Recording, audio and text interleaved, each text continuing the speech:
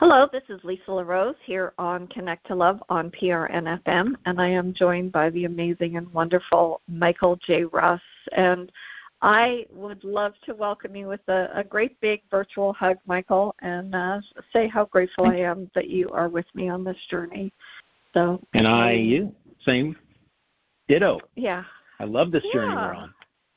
I know, and last week we had such a fun conversation about the power of perception. I thought that it would be nice to be able to continue it really on the power of perception and how to live your very, very best life. And there's a gentleman who lived around 108, I think, is when he was the emperor of Rome. And I see a lot of quotes from him. It's Marcus Aurelius. It's very interesting that a lot of his wisdom seems to have made it through the ages. And one of them I love is, our life is what our thoughts make it. And it just really, it sums it up, because life is really what you make of it. We don't always know how things are going to unfold. And we just sort of, you have these habitual responses, you have these different things that unfold in your day. And when you sort of take a minute to look and see what your reactions are and how you can choose a more empowering narrative, it really does change how you perceive your life. And so I'm just very excited about this topic, because there's so much to be said. And one of the books that I was listening to, and it was such a wonderful question. And he said, if you're asked to name all the things you love, how long would it take for you to name yourself? And I thought that might be a fun starting point to talk about perception. And so I'd love for you. I'm going to kick the ball to you on that tangent, and we'll kind of go from there, Michael. If that's okay. Yeah, that's not a problem. I think it's absolutely amazing how we think of everybody but ourselves in many cases. I mean, I've come across people, and literally, as little as 25 years ago, 25, 30 years ago, I was not. I didn't know how to take a compliment. I was like, wow. It's like, yeah, you're welcome. I'm kind of like, it was an uncomfortable feeling, And I did some soul searching and realized that really when someone gives you a compliment for doing something, when you're a giver, when you're helping other people either live their dream or giving someone a random act of kindness, being empathetic or compassionate and wanting to help people succeed in some way or move forward in their life, whatever they're dealing with, you don't think about yourself. You're into helping someone else either live their dream or just get through that moment and move to the next moment and help them understand that everything's going to be all right, whatever you're doing. And then when they turn around and they say, thank you so much, you don't know what this really meant to me. This came along at the right time. And I can't tell you how many times that I've heard that, including last week on the plane. It's so fortuitous that you're sitting next to me. I know this isn't an accident, because you're telling me exactly what I needed to hear right now.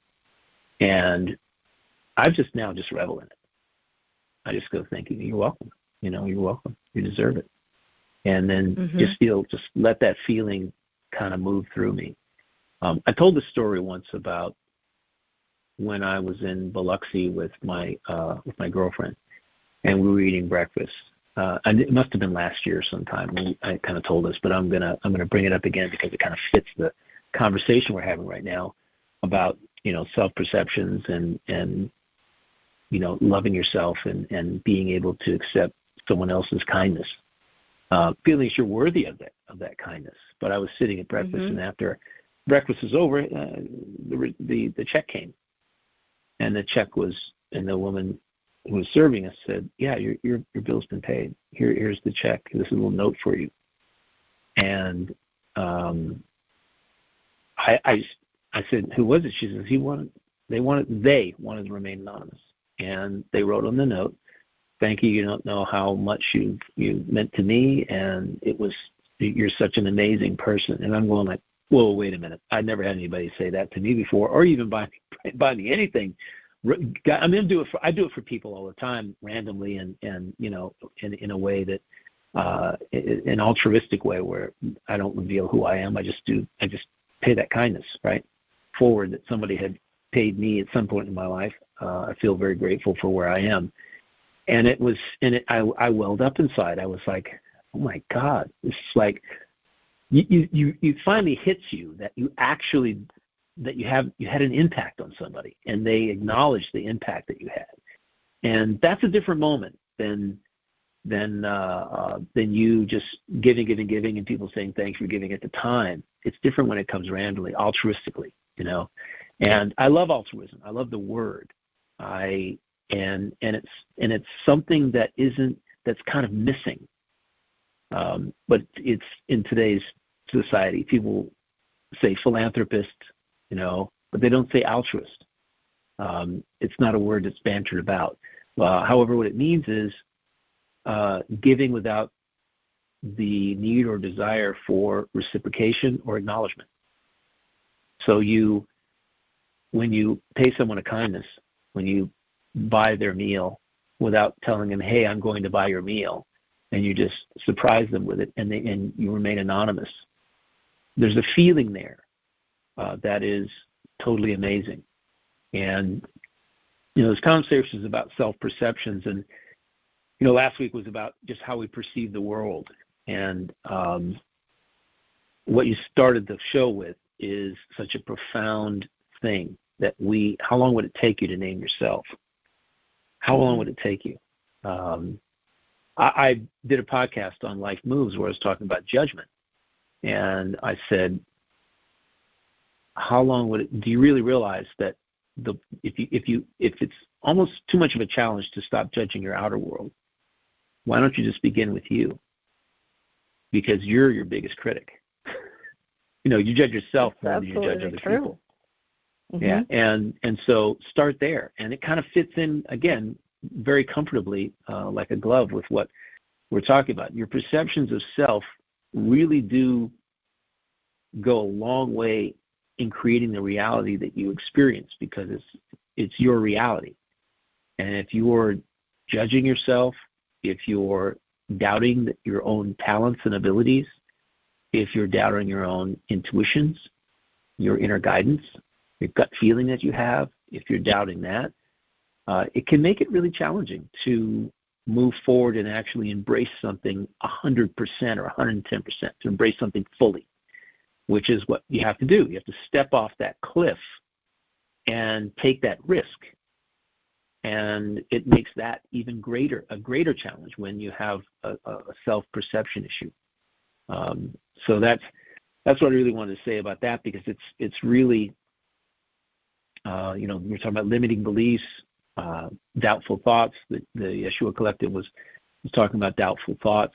Thoughts are everything. Perceptions are thoughts. Thoughts become things. Thoughts are things. And when you want to change your life, you have to start with your thoughts, start with your thinking. That's where it all begins. People spend so much time looking outside of themselves for change. They go to friends. They go to family. They go to loved ones. They go to their partner in life. Yet the person that really needs to change is them. They need to change their thinking. And people do the same thing with love. Instead of loving themselves, they go outside of themselves to find love, to fill that void of love that they don't feel for themselves. And time after time, where does it lead? Down the wrong road. If that's what you've done, then you've put so much pressure on another person to fill the hole that you should be filling yourself, right? I've always said about relationships that your perception of self is more important than anything else.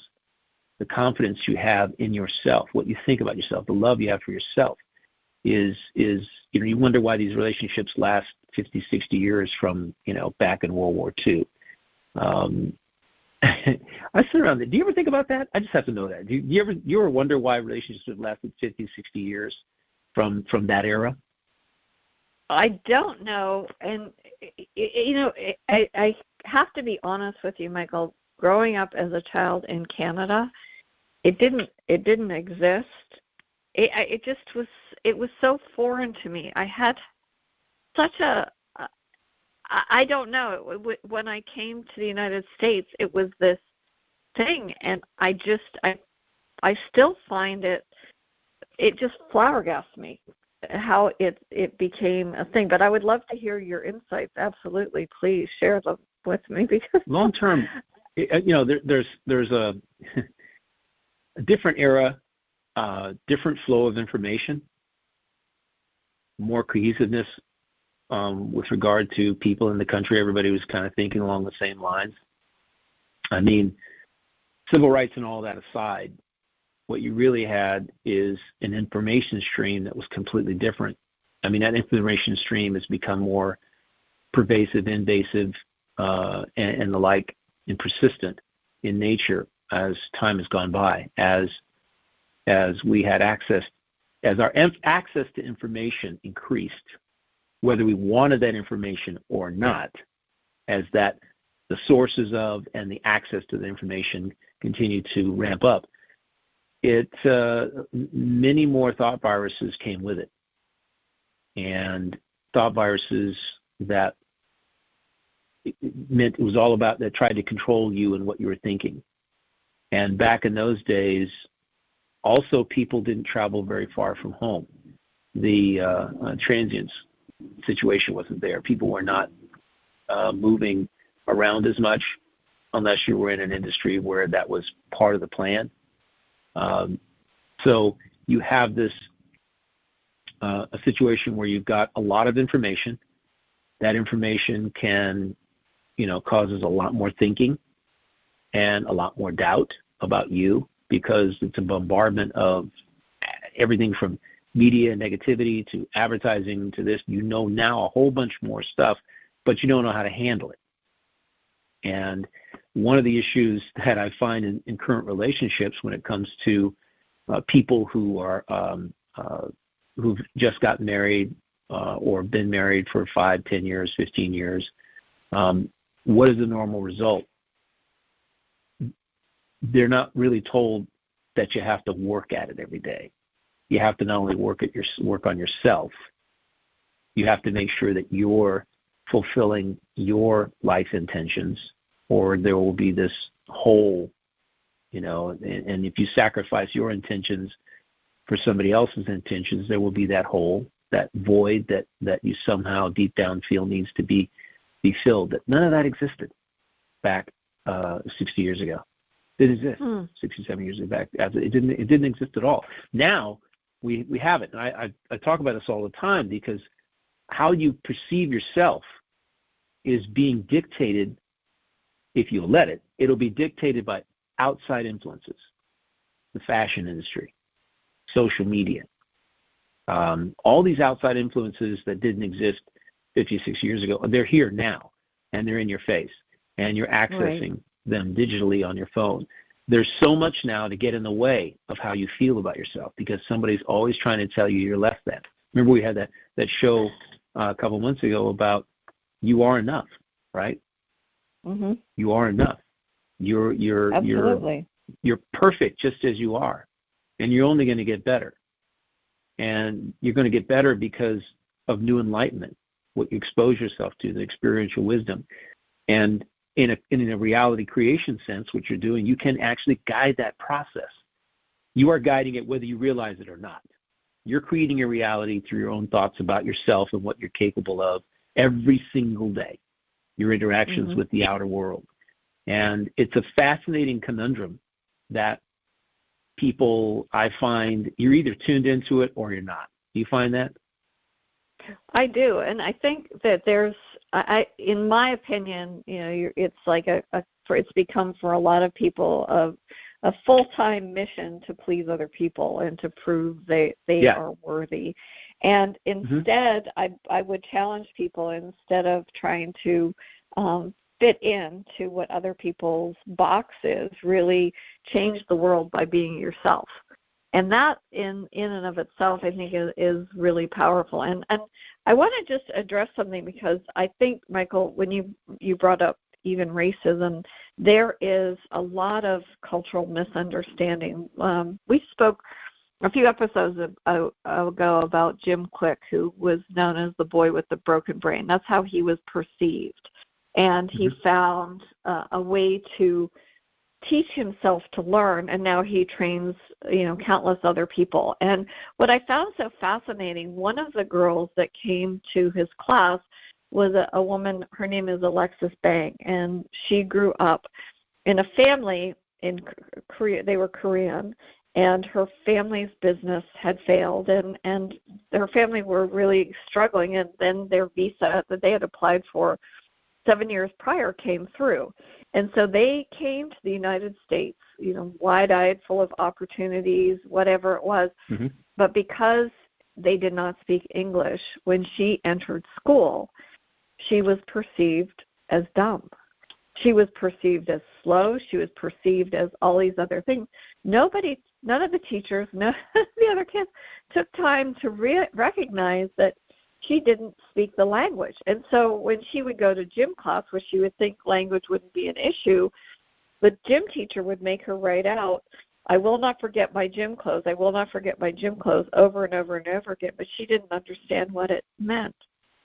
And you think about that, and so she went all the way into her 20s, not wanting to read, not wanting to do all of these different things, until she found one of Jim's classes. And when she went to the class, all of a sudden, she was very hesitant. You went through the first one. Then they were talking about speed reading. Well, she didn't read because of her perceived dumbness, the things that she was made fun of, being slow learner, whatever it was. And she went on to recognize, like, oh my gosh, you know what? I can do this. I can achieve this. And I just found it so fascinating, because she co-founded a business with him later on. I don't know too much about the story, but to me, she's the CEO, co-founder of Quick Brain, which is all about brain performance and mental fitness. But I can and here you think, here she is, so achieved now, but all of the things that this poor young girl had to undergo. And again, the same thing, to be able to say, like, do I like myself? Do I love myself? What was she being judged on? But now, in fact, that's exactly what she's doing. She's changing the world, not by changing herself and molding herself into that perceived person that she was perceived to be. She's actually become something else. And I think that that's really what it is. We don't often treat ourselves with love and kindness or respect. At the time, she's new to a different country. There's a lot of different things. I can just imagine how her insecurities and, what it took to gain the confidence that she needed to, and the struggles. And I thought it was such a good reminder, though, of how many times do we perceive somebody not really making the time to get to know their story. And as you were saying, that whatever those perceptions were, and the way they stemmed all the way back into that time period, I find it, and I'm hoping that, as we have these conversations, that it does inspire people to maybe take a little bit of time to let go of any self-limiting beliefs that they might have. Because they really do. It's self-deprecating thoughts that really help, that keep us from growing as a person. And I do believe it's all about perception. Yeah, please, I'd love to hear your thoughts. True. What I find interesting about what you just said with the story, I see it from another angle, and that angle is one of soul's intentions. Realizing a soul's intentions. And when I hear stories like that, and I hear where they came from and where they ended up, and seeing what good they're doing for the world, I think about, that soul purposely put themselves through that situation so that they could actually learn, get the contrast they needed in order to be able to fully identify with the people that they would be helping in the future. People I would say yes. Changing the world isn't just necessarily flipping a switch, setting an intention and going, I'm going to change the world. People who have stories like that, that are rooted in misunderstanding and a negative self-perception, the transformation occurs. And you pointed out actually when the transformation occurs, when she found the Jim Quick. Yes. Uh-huh. Yeah. When she was somewhat guided to that, she was supposed to experience that after she experienced one part of her life where she had the experiential wisdom to understand what to grasp what she was feeling. She needed to experience that in order to fully be able to immerse herself in helping people who were like her. and it's really interesting. And people say, oh yeah, well, why did you have to go to that? Because would she have founded this wonderful company to help people in the way that she is helping them if she hadn't gone through an experience, contrastingly through an experience that happened to help her understand the need, and she's now, doing exactly what her soul's intention was to begin with. It's interesting because when we had Carol Collins on, we were talking about the Yeshua Collective. The thing that's always been on my mind for decades is what my soul's intentions were. What are they? And I kind of stumbled from one thing to another, thinking I was stumbling from one thing to another. But really what I was doing was I was gaining experience, spiritual wisdom that would put me in a place that I would be able to write books, do talks, be on the show with you, and speak from some sort of experiential wisdom, some point of wisdom about, because there's a lot of people out there who espouse things based on studies. I find there's nothing wrong with that, not judging that at all, except for the fact that where's the contrast? You can study a bunch of people, but if you haven't lived in their shoes, it's a little bit of a different story. You're coming at it clinically. And so I like to say even psychologists have challenges in their personal life. They might have all the schooling necessary. They might have all the P's and Q's, all their ducks in a row, everything lined up, the I's dotted, T's crossed when it comes to the clinical way of dealing with someone's challenges, mental challenges. However, I've always wondered, can you be as good at what you do when you cannot say, I've been there, I've walked in your shoes? I know people who've become social workers after being in very, very challenging socioeconomic environments. And they felt this great desire to help others move forward as they did, right? And I'm always impressed because I know that what they're doing, what they're looking to do, what they're studying to be proficient at, is rooted in experiential wisdom, where they came from. And there's a transformational story there, an alchemy that occurred at some point, pivotally, when maybe somebody said something to them, helped them realize, gave them a hand up. As one other thing that stuck with me about when Carol Collins was on with the Yeshua Collective was how they were saying that your guide is with you, always helping you think the better thought, think the better thought, helping your thinking move in the right direction.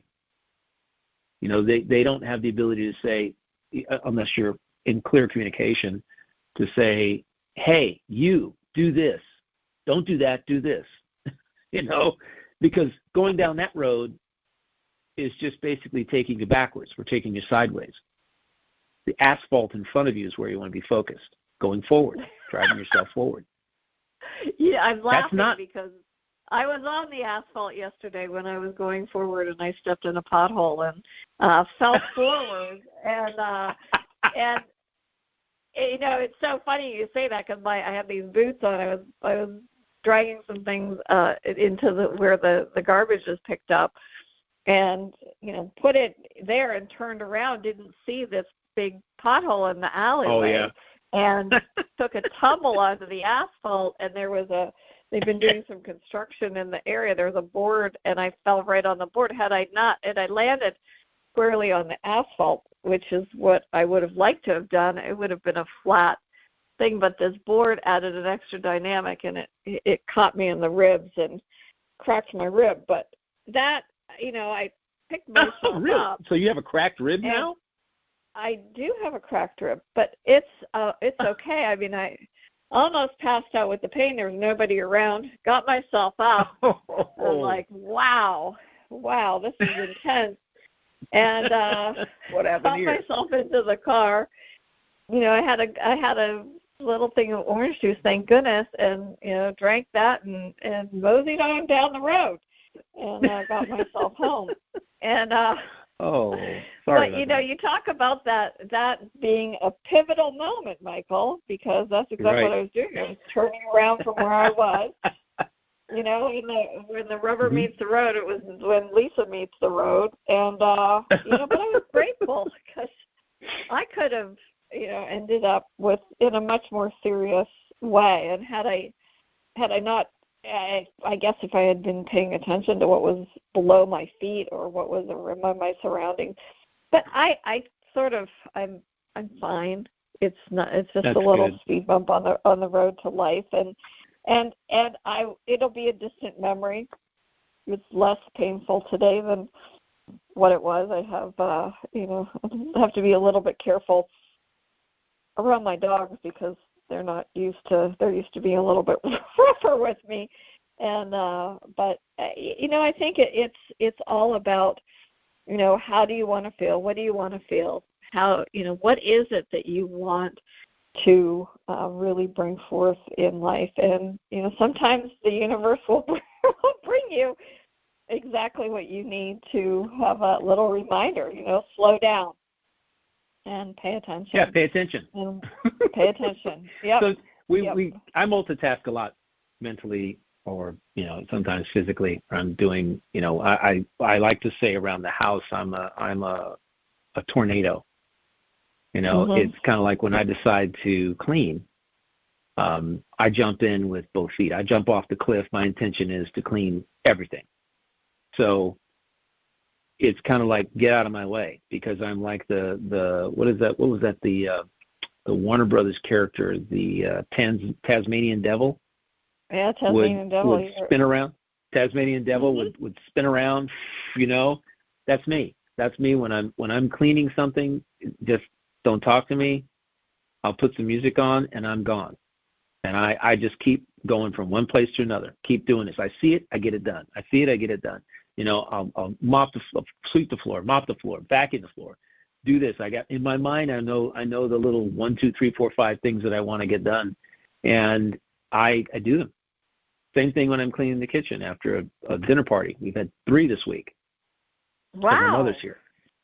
Oh yeah, 3 dinner wonderful. parties this week with my mom here, and people want to see her, and we want to and get people over. We had a big table, and we said we're going to play dominoes tonight. And 2 people out of the table didn't know how to play dominoes, so we taught them how to play dominoes while we were playing, and we played 6 games. It was awesome, and everybody had a good time. Everybody was laughing, and my mother was enjoying it because she didn't know how we played dominoes, and it was fun. And it's one of those things. Yeah, it's just, what happened to, there's watching a movie together, and then there's game night. Game night has a lot more interaction. It has a lot more emotion associated with it. It has a lot more, again, self-belief, self-love. It involves all those things, but mainly it's connecting with other people in a positive way. And you don't do that when you're watching a movie together, or you're watching a show together, everybody going. That's not the same thing. And it helped us understand, and we're doing this because 4 of us are going to Turkey in September, and we're taking the dominoes with us. And on the beach, and when we go to Rhodos, we'll go to Rhodos, Greece. We're going to be at a cool resort for a couple of days. We're going to pull out the dominoes. We're going to pick dominoes all afternoon, hang out, on the beach, drinking some nice wine or cocktails and playing dominoes and having some nice meals and relaxing and chilling, enjoying the Rhodos sunshine. I'm sure we'll do it in some other places as well. But it's something that you want to have things that you and your friends can actually do together, where there's interaction, conversation, quips and humor and those kinds of things. It makes you feel alive. It really does. And it just makes you feel good. And I'll sit around when these things are happening, and I'll shut up and I'll just look around, and I'll be in the moment of what's happening, listening to people, and just being grateful for everybody being there and for the time, the energy that's in the room. It's like I step back from the table mentally and just kind of look at everyone and kind of see the look on their faces and hear what's going on and go, yeah, this is life. This is fun. This is where we want to be. And in creating those moments, growing up, we used to play a lot of board games. And I know there are a lot of families in this country and around the world that do still play board games, but it's fewer and fewer and fewer because kids are off on their phones and digital devices and playing video games and doing all these things that are so disconnected from people in a way that you can feel and touch and the like. So it's very nice. It's nice to get back into that a bit because it's something that it makes you feel good, and it brings you. There's nothing like that kind of connection. Nothing. We can sit around together, my girlfriend and I, and we can. I enjoy certain programs watching certain programs during the week. We have our favorites that all make you feel good when they're done. I love watching programs or movies where there's not a lot of violence. It's just that there's a transformational story involved, and at the end of it, you turn it off wanting more of that feeling good. Recognizing that there's some good in the world, or at least somebody has portrayed good in the world. They've given somebody else a model for how they can live their life, perhaps. Those kinds of things can go on. And yeah. I got to say something. Can I just bring something up real quick? Just because you brought up board games, and I found this, it seems like I'm always finding things that are sort of interesting little tidbits, like that I never knew before. So you're familiar with the game Monopoly, but there was actually a game that predated Monopoly, and it was called the Landlord's Game. Are you familiar with that by Elizabeth Maggie? Interestingly enough, yes. Yeah, no. So share with me what you know about it, and then I'll give you some insights. I actually heard about it last week. There was a show on. I was talking. Yeah, there was a show on about how games became a thing. There's a program that's on one of these cable channels that actually documents, like the candy, how the candy industry got to be the way it is, how the gaming industry got to be, how these games started, and it was so fascinating to me to see that historical perspective. Yeah, and they talk about the game of Monopoly. It's like people buy properties and you collect the money, and the idea is to bankrupt the other people in the game. But the original game, the landlord game, was not about that. It was about a game where everybody benefited. That when you went around the board, everybody was to benefit. And Parker Maybe that Brothers game needs to make a resurgence. isn't that fascinating? And I'm gonna, now that you told me that there's actually a little bit more information about it, I'm going to have to do some research. But I found it fascinating that it was really about prosperity and that everybody could prosper. And, That's cool. as opposed to Monopoly, which was all about, taking properties, prosperity Greed. was where every player won money and gained property. And it was all about collaboration and the social good. And, talk about perspective, right?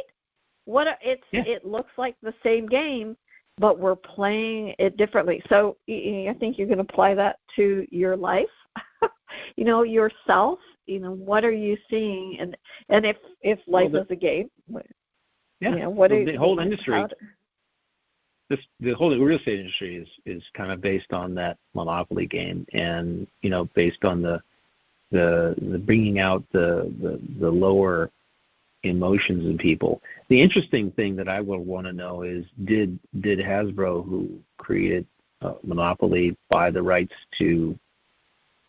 They did buy her game. Did they buy the rights Parker to the Brothers. game? They did buy. Parker Brothers, not that. I'm sorry, it's Parker Brothers. Yeah. I think it was Hasbro. She sold it. I don't know if they bought it directly. I think that there was somebody in between, but she sold it to a publisher, who in turn sold it to Parker Brothers in 1935. Yeah, which was that. Then Parker Brothers figured, we can't have all this good happening. Nobody's going to buy it. We've got to bring out the worst in people. Yeah, that's the only way it's going to catch on.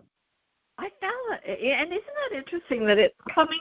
And as you and I have talked about this new earth and the shift in consciousness and people waking up, that these things, even dandelions, which were considered the elixir of life, and people removed grass to plant dandelions, all of a sudden this is coming back into the collective knowledge base for humanity and for the masses. And I love the fact that not only did I find out about the landlord's game, you did too.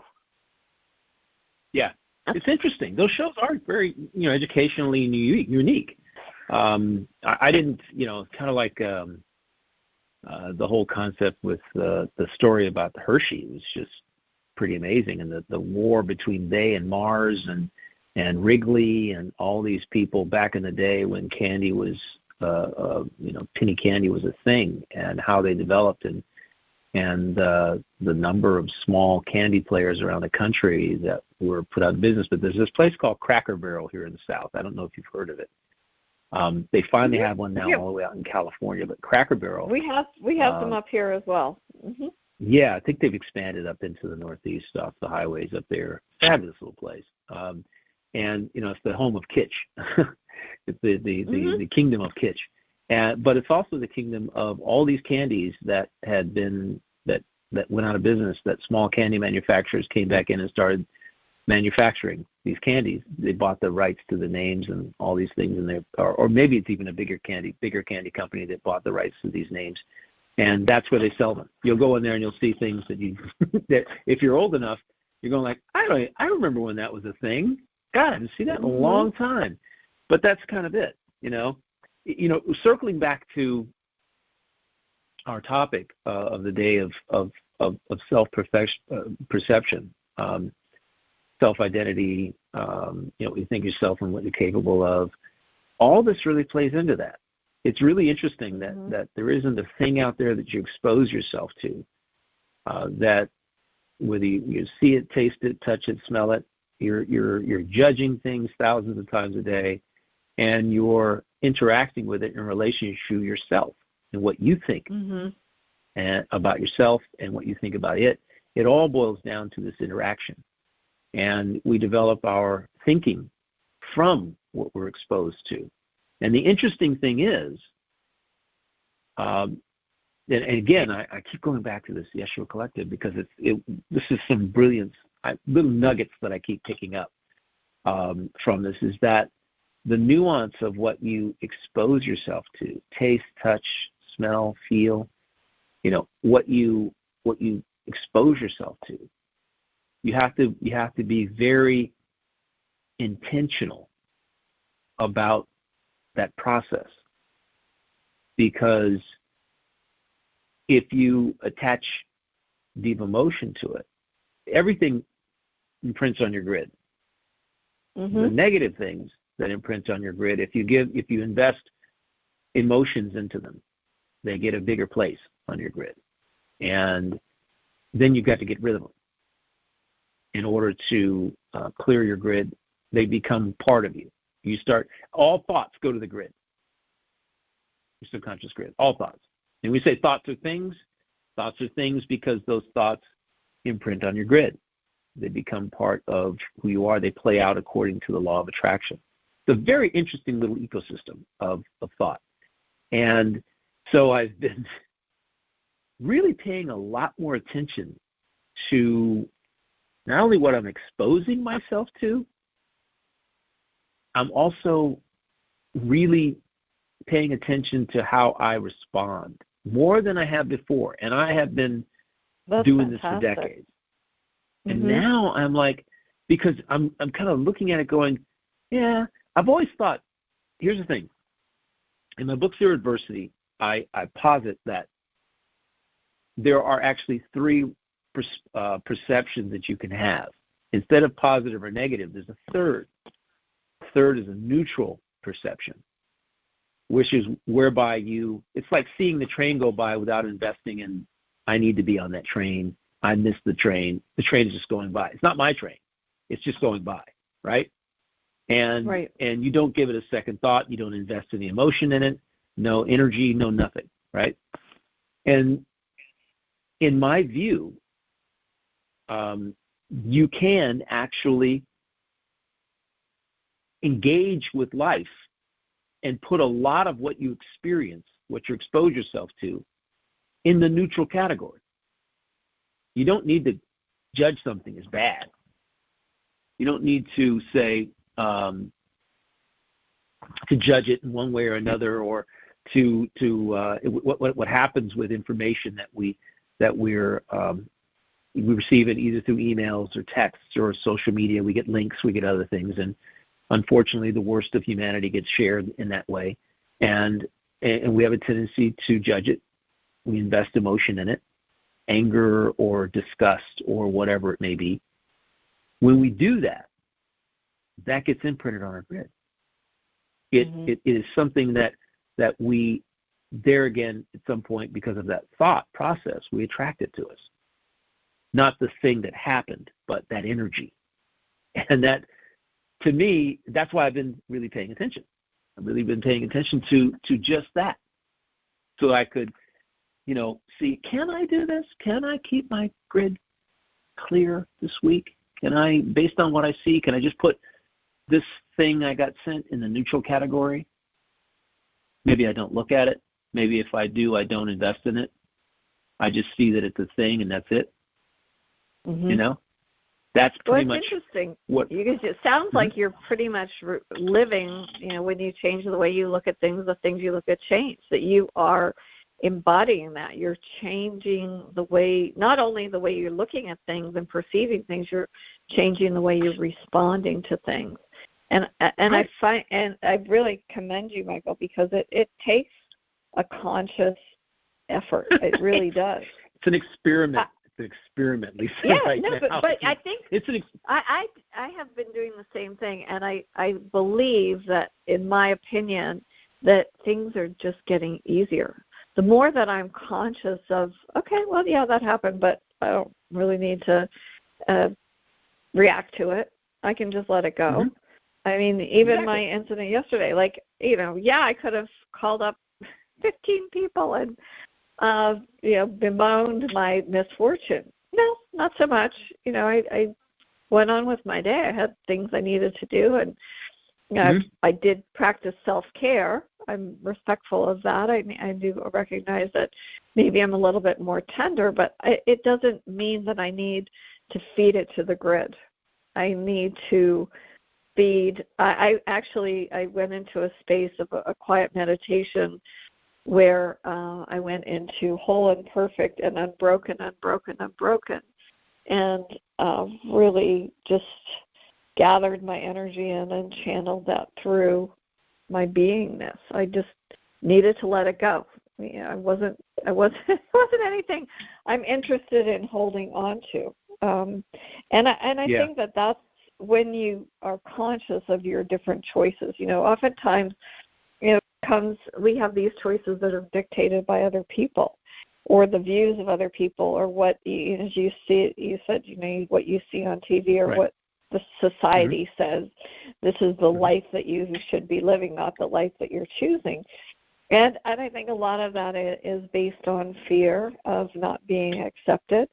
But as we really gain momentum in taking control and really being authentically true to who we are and our uniqueness, and owning that, I'm a little bit quirky, and I'm happy to be quirky, and it's what makes me me.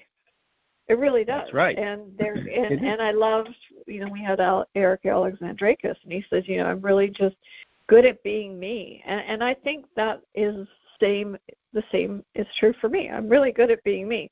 Oh, yeah. I love the things I like, and I like to spread sunshine the way that I do, and I have different opinions that I've done a lot of reading, and I've formed my own conclusions, and I'm a constant student of the universe, and I'm always eager to learn from somebody, because guess what? I have so many teachers that show up in my life, and exactly. I embrace that. I do. I embrace that, and I try very consciously, and I appreciate one of the last few episodes, you reminding me of a self-limiting belief that I had and that I spoke, and I thought, okay, no, you know what? Michael's absolutely right. I'm going to correct myself. I have dismissed it from my field. I just recalled Oh, good. it. All right. I made let's not bring it up again. No, good. I didn't. And it's like, it's true. Sometimes what happens, this is interesting. I don't know what I was either watching something the other day, or I was listening to something, and they were talking about how we have this need in society to spread negativity about ourselves, especially something that happened to us. We have this need to share it with, dozens of people, to put it out there, and sort of like, look at me, haha, this thing happened to me. It's so ridiculous. Aren't I so stupid? And I'm like, okay, this is.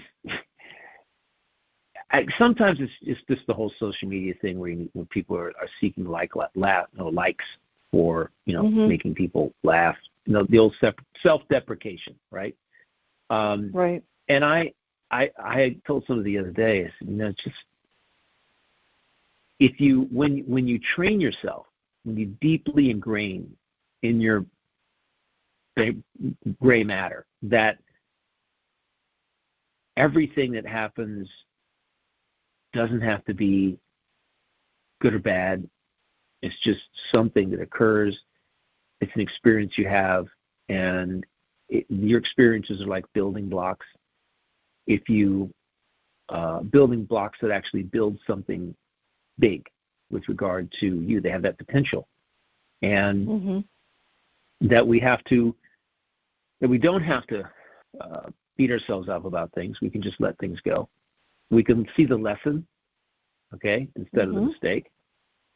And that is, if we can just teach ourselves to do that, then we're going to get better at what it is, because the energy we put into the mistake part of it really does, as thoughts go, create more of the same. And I go back to golf a million times, and interestingly enough, I had a doctor, a dentist down in Orlando who I befriended. I think he's 75, almost 80. years old. He's retired as a dentist, but he helps kids in low socioeconomic communities, kids of color. He's a black doctor, to learn the game of golf and learn life skills based on golf. Something that I sent him my book, Powerful Golf, and he loved it. And he called me like when I was in Atlanta, and I got back to him when I got home, and I said, "Hey, what's up, Doc?" And he goes, "Well, I just had these thoughts." And he talks like that, very purposefully about the things. I just had these thoughts about, why, what makes these young boys and girls who've just come out of college, they get out into why are they not able to perform at their best?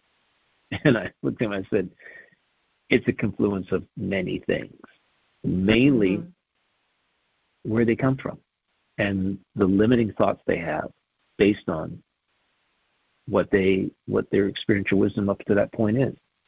Even if you're a pro on the tour, been there for 10 years, 15 years, never won a tournament, came in the top 10 several times, your mind shifts. The reason what keeps you from winning in many cases is your own doubts about whether you can win. Your limiting beliefs, all talent being equal, and it really is. Tiger was the master of this. His self-perception was so strong, and still is, that in his heyday, he scared the heck out of everybody else. His self-perception was, that energy was so out there, it convinced everybody else that they were playing for second every tournament he got into. And they just picked up on that energy, and they started doubting themselves. And if you're talking about creating a reality for yourself via self-perception, especially if you're in peak performance sports or whatever you're in, your perception of yourself has to be incredibly strong, and you have to work at that. He worked at it from an early age. He was taught how to do it, but he worked at it. And that's what I told this doctor. I said, you're talking about somebody who you have to deal with each person individually and where they came from and ask them what their why is. Why are they even there? Why? It's even out on tour, a lot of guys may be there just because they make a lot of money and they love the game. If they really, really want to win, they have to fight those demons, so to speak, exercise the demons, not fight them. The thought viruses that are getting in the way, the self-limiting thought viruses. Now think about us, the average, people on the street. We're going through whatever it is. We're going to be faced in our lifetime, maybe even now, with either in our relationships, personal relationships, our marriages, or our partnerships, or wherever, and we're going to be our jobs, with friendships, with family. We're challenged all the time to perceive ourselves in a positive way, and literally, I don't know if fight for our own piece of the world is the right way to put it, but we have to make sure our own house is in order. I guess that's it. And we have to fight to keep it in order. We invite by limiting how we process all that stuff that's going on outside of us. Family can put a lot of pressure on you. Friends can put pressure on you. Your peers can put pressure on you. And you have to be able to know who you are and say, no, that's not right. I would rather do this. And be sound in your decision, because you're going to be ridiculed in some cases. But that's your decision. And if our life is a mirror of our thoughts, which it is, our life mirrors our thinking, then those people who are ridiculing us will either fall away or they will shift and transform themselves, because you will be the influential example. I'd rather be the influential example, right? I'd rather be that. I find that they fall people away in my life. I do. And I couldn't agree with you more. However we perceive an event is determined, it determines how we experience it, whether it's good, bad, whatever it is. I like the neutral, and I love that you brought up that nuance, Michael, because it's very, very powerful. And they say, you are not your thoughts. You are a witness to each thought. And I like that awareness because it allows you to consciously make that choice. And once you notice and you become more cognizant, I think it's very empowering for each one of us to find a better thought, raise your vibration, change your perception, whether it's unlearning self-limiting beliefs and reconditioning your mind to know that you are worthy, to know that you are wonderful, to know that you are smart enough, young enough, old enough, whatever it is. I think that it's exactly that, how you respond to them. And that's how you bring back your personal power and really shift the perception as to who you are. And I would love for you to leave the audience, and we have maybe like 3 or 4 minutes left, but I'd love for you to leave the audience with some empowering thoughts, things that you choose to perceive about yourself that has really, like you said, as you step out on that golf course, how do you perceive Michael J. Russ and what you're going to achieve? I know that each day you wake up and it's going to be an awesome day. That's number one perception, and that's what you choose. And I love that, and I admire you for that. And it's an awesome day. A couple things. First and foremost, self-perceptions. We have to take self-perceptions more seriously. As I said at the beginning of the program, the outside influences are gaining traction in ways now that were inconceivable even 10 years ago. I see a program on TV that's 24-hour sports, and understand that, and there's 5 stations, of the same, ESPN 5, ESPN 6, and I understand that they have to fill 24 hours of programming, just like news does. 24-hour news has to fill every minute of 24 hours with news and information. So, as I said in the podcast the other day, the jig is up. Let's be aware of what's going on outside of us. It's no longer it's not something we shouldn't know or understand. We know advertisers are looking to influence us. We know social media has lots of now advertising. Look at all the advertising now that's on Instagram, right? For everything under the sun, and a lot of it's really cool stuff. And you're tempted to go, oh, let me check that out, But I've noticed a pervasive amount of advertising. Also, the other is the advertising from nonprofits. There's all kinds of outside information that is seeking to, in some way, make you feel less than. And that's unfortunate. However, that's the game. Understand the game, understand how to play the game. Understand that your thoughts are things, that what you think about yourself matters. All thoughts matter. All words matter, especially where they're directed. And to eliminate self-doubt, you got a choice, 50-50, doubt, no doubt, doubt, no doubt. I'd rather go with the no doubt, because doubt raises a whole host of other thought processes that you really, in investments of energy and time and other things that can just clog your emotions, feelings that can clog your grid. And when we're in the impressionable years of our youth, it's there's no handbook for raising kids. No handbook. Anybody can have a kid, right? As my brother said the other day, who lives in California, it takes $300 to get a license to You have to pay to get a license to drive a car. I don't know what the cost is. But anybody can have a child.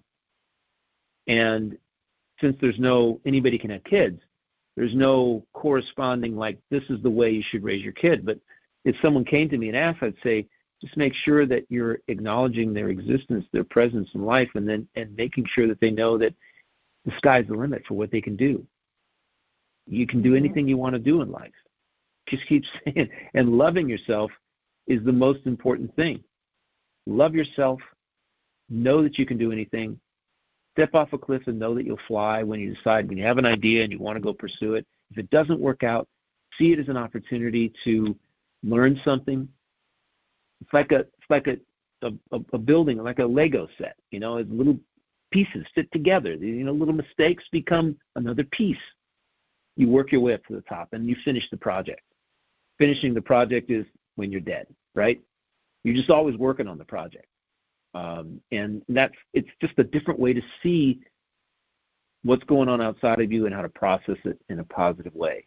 And I'm big on that, always have been. And I seek to quantify it in a way for people that they can, bite into it and move forward. Your perceptions are important. The way you respond based on your perceptions is important. The way you feel is dictated by all your perceptions. So how you feel about yourself, if you don't feel good about yourself, then that perception of you is going to drive all the thinking you have about whatever it is that comes your way. If you doubt your abilities, best thing in the world can come your way, and you'll simply go, I don't know if I can do that. Should I do that?